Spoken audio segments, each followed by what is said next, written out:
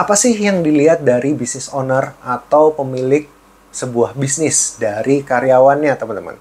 Apakah itu skill, apakah itu karakter, apakah itu mental, apakah itu fisik mungkin? Apa coba, teman-teman? Jadi hari ini kita akan ngobrol-ngobrol. Selamat datang di After Office, obrolan santai setelah pulang dari pekerjaan, teman-teman. Jadi kalian bisa tonton ini setelah kalian pulang kerja, capek, leleh di rumah, kita bisa ngobrol bareng dan kalian bisa mendengarkan ini. Atau mungkin kalian bisa tonton sebelum tidur, supaya kalian bisa tidur lebih nyenyak mungkin. Jangan sampai kalian nggak bisa tidur gara-gara dengar suara saya. Jangan. Oke teman-teman, jadi kita akan ngobrol kali ini, topik bahasannya tentang apa yang dilihat dari business owner kepada karyawannya dan hal apa yang paling penting, hal yang paling prioritas lah kayak gitu. Tapi disclaimer dulu bahwa apa yang saya sampaikan di sini adalah sangat-sangat subjektif. Jadi hal yang sangat-sangat subjektif dan tidak semua orang berpikir seperti apa yang saya pikirkan ya, karena setiap business owner biasanya punya pendapatnya masing-masing ya teman-teman. Jadi mereka punya pola pandangnya, pola pikirnya masing-masing dan kepercayaan atau beliefnya masing-masing teman-teman.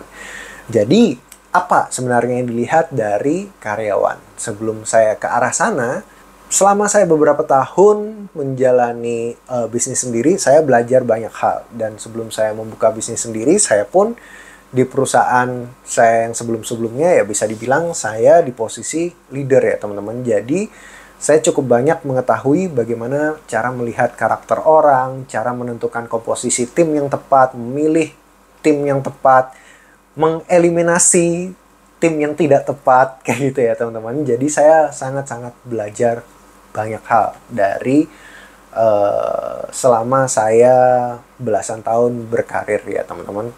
Satu hal yang saya pegang teman-teman selama ini adalah saya sangat menghargai yang namanya karakter. Jadi menurut saya poin utama yang dilihat dari seorang business owner menurut saya adalah karakter. Baik itu kepada karyawan atau kepada rekan kerja ya teman-teman. Penting kita untuk memiliki rekan kerja yang memiliki karakter yang bagus. Kadang ada orang bertanya, tapi kalau misalnya ada karyawanmu yang misalnya toksik di kantor, tetapi dia, pekerjaannya bagus banget, tapi dia toksik banget. Nah, kamu lebih milih memecat dia atau mempertahankan dia karena kinerjanya bagus? Kalau saya sendiri, kalau memang saya harus lihat dulu toksiknya seberapa jauh ya teman-teman. Tapi kalau misalnya memang karakternya sangat-sangat dalam tanda kutip tidak bisa diselamatkan lagi, ya saya pasti sebagus apapun karyawan tersebut, saya akan milih memberhentikan teman-teman. Karena apa? Yang namanya skill itu bisa dilatih teman-teman. Mental itu bisa dilatih walaupun agak lama. Tetapi karakter itu dibentuk sejak kita kecil, dari lingkungan kita, lingkungan keluarga kita, lingkungan pergaulan kita. Merubah itu menjadi sebuah kebiasaan, dari kebiasaan merubah menjadi karakter kita yang sudah terbentuk selama bertahun-tahun teman-teman. Tidak gampang atau tidak mudah merubah karakter seseorang, itu sangat tidak mudah. Saya lebih suka untuk mengajar orang yang tidak memiliki skill daripada saya harus mengubah karakter orang lain teman-teman. Karena apa? Ketika kamu merubah karakter orang lain, itu hanya akan menjadi topeng teman-teman. Di belakang kalian dia bisa aja jadi orang yang lebih parah mungkin ya teman-teman. Jadi bagi saya poin utama value saya dalam bekerja adalah karakter. Apalagi saya bergerak di bidang jasa. Bagi saya, bergerak di bidang jasa itu adalah hal yang sangat penting untuk kita menjaga karakter kita. Karena karakter itu bagi saya adalah salah satu bentuk kredibilitas kita, teman-teman. Karena kalau di bidang jasa, mungkin ada orang yang menjual jasa lebih murah daripada kita. Atau mungkin dia memiliki skill yang lebih hebat daripada kita. Tapi pada akhirnya, customer akan tetap stay pada kita kalau misalnya kita itu bisa dipercaya. Itu adalah poin yang sangat penting. Bagaimana cara kita bisa dipercaya? Ya kita harus bangun karakter yang bagus. Kalau misalnya kita tidak membangun karakter yang bagus, customer tidak akan percaya lagi dengan kita, teman-teman. Karena misalnya kita melakukan kesalahan, kita ulangi lagi, atau kita berbohong, kita ngomong gini, kita ngomong A, tetapi hasilnya B. Tentu saja itu sangat tidak bagus ya, teman-teman. Tidak menguntungkan lah bagi kita. Jadi itu adalah poin utama bagi saya untuk melihat karyawan. Bagaimana karakter dia di dalam kehidupan. Walaupun melihat karakter orang itu tidak gampang ya. Interview pertama ya kita nggak bisa menilai orang 100% tepat. Karena kita nggak tahu isi hatinya orang. Apalagi kalau misalnya kita interview itu semua topeng, teman-teman. Pasti topeng. Yang ditampilkan adalah yang bagus-bagusnya ya, teman-teman. Tapi ada cara kita untuk menilai. Karena kalau bertemu itu lebih gampang ya, teman-teman. Saya misalnya duduk dengan orang, saya ngobrol 10 menit aja, saya udah bisa merasakan orang ini bagaimana. Itu sangat-sangat berbeda ketika kita hanya melihat CV. Melihat CV, kita hanya melihat profilnya dia. Kan CV itu bisa dibuat ya, teman-teman. Diedit sebagaimana macamnya supaya kelihatan tampil menarik. Tapi ketika kita bisa bertemu dengan orangnya langsung, kita kan pasti punya feeling, oh bagaimana cara orang ini berbicara, bagaimana cara orang ini menatap kita, auranya orang ini itu kelihatan, gaya bicaranya dia, gaya duduknya dia, cara dia menghargai kita, cara dia memberikan pertanyaan, cara dia berargumentasi, itu bisa menggambarkan karakter secara besarnya ya, teman-teman. Itu ada cara mempelajarinya, itu ada, teman-teman. Tapi memang itu hanya bisa dibilang pintunya aja. Kalau mau lihat orang yang benar-benar karakternya bagaimana, cemplungin dia ke dalam perusahaan. Setelah dia lulus dari interview, pasti kalian akan ngelihat aslinya. 2-3 minggu kerja, mungkin udah kelihatan bagaimana cara dia berinteraksi dengan orang-orang di kantor, teman-teman. 3 minggu lah katakan, itu udah pasti kelihatan banget bagaimana cara dia bertindak, bagaimana karakternya dia sebenarnya, teman-teman. Kalau misalnya di perusahaan-perusahaan, mereka menyadari bahwa karakter itu nggak semua orang bisa menilai dengan bagus. Karena itu ada yang namanya masa probation. Probation itu adalah hal yang sangat efektif untuk bagaimana cara kita menilai karakter seseorang. Ketika orang udah masuk ke dalam perusahaan, disitulah baru kelihatan karakternya bagaimana, teman-teman. Jadi hal yang pertama adalah karakter. Karakter tuh macam-macam. Jadi ada sifat yang paling pertama dari karakter yang paling saya pegang adalah kejujuran. Kejujuran itu penting. Banyak orang yang tidak jujur, apalagi dengan alasan, oh saya tidak jujur demi kebaikan. Kalau saya enggak.